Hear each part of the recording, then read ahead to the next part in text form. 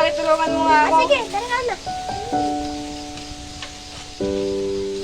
Ate Mia, nakakuha mo kami tulungan dito sa gawaing bahay. Ay bakit? May trabaho naman ako, kaya lang dalawa lang kayong kumakayod ah.